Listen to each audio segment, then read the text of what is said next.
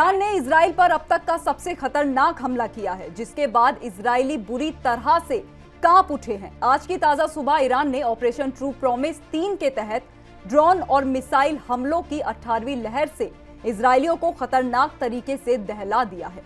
अभी कल ही ईरान ने घातक बैलिस्टिक मिसाइल फतह 1 से अटैक कर इजराइल का ऐसा हाल किया था कि इजरायलियों को लगा कि जैसे उन पर एटम बम गिर गया हो। अब ईरान ने एक बार फिर मिसाइलों के साथ साथ शहीद 136 ड्रोन्स के साथ इजराइल में बड़ी तबाही मचा दी है। ईरान बहुत समझदारी से जोश में होश ना खोते हुए एक एक करके अपने लाजवाब हथियारों के जखीरे से हर रोज ऐसा हथियार इजराइल की तरफ फेंक रहा है, जिसको देख के इजराइल तो क्या पूरी दुनिया के होश फाख्ता हो गए हैं। उधर ईरानी फॉरेन मिनिस्टर अब्बास अरागची ने भी कह दिया कि अमेरिका का जंग दखल पूरी दुनिया के लिए खतरनाक होगा।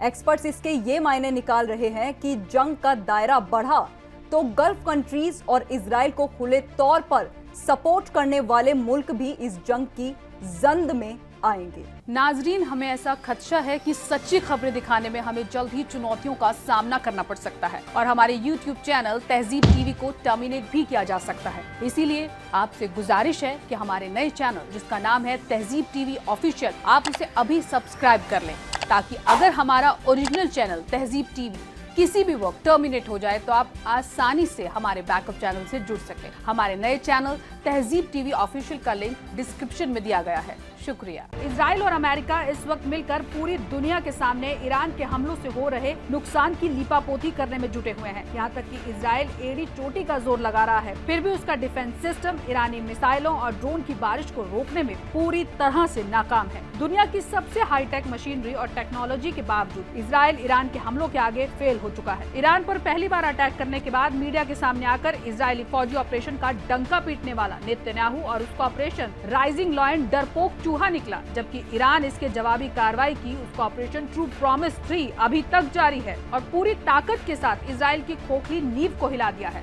प्रेस टीवी के मुताबिक ऑपरेशन ट्रू प्रॉमिस 3 के नए मरहले में आज की सुबह ईरानी आर्म्ड बलों ने कब्जे वाले इलाकों पर बैलिस्टिक मिसाइलों की बौछार की। ऐतिहासिक जवाबी कार्रवाई का 18वां फेज ईरान में सुबह लगभग 3:10 पर शुरू हुआ। कुछ वीडियो ऑनलाइन शाया हुए जिसमें ईरानी लॉन्ग रेंज की मिसाइलों से कब्जे वाले इलाकों का आसमान जगमगाता हुआ दिखाई दे रहा था। मिसाइलों के पहुंचते ही हवाई हमले के सायरन बजने लगे, जिससे इजरायली सेटलरों में बंकरों में वापस जाने के लिए भगदड़ मच गई, जहां वो अपना ज्यादातर वक्त बिता रहे हैं। एक वीडियो में दिखाया गया कि एक मिसाइल ने तेल अवीव में एक इमारत पर सीधा हमला किया, जिससे भयंकर आग लग गई।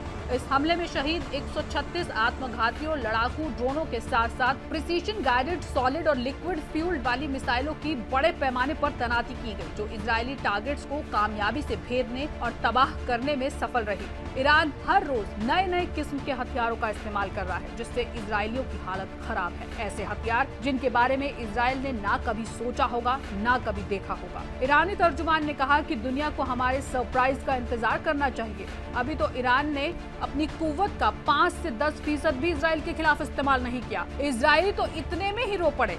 इस वक्त इजराइल का ऐसा कोई इलाका नहीं जो ईरान की पहुंच से दूर हो। ईरान फतह, खैबर शिकन, शहीद 136 आत्मघाती और हमलावर ड्रोनों के साथ साथ सटीक हमले कर रहा है, जिससे इजराइल के तेल अवीव, हाइफा, होलोन, बातियाम समेत दीगर मकामात पर बड़ी तबाही के मनाजिर सामने आ रहे हैं।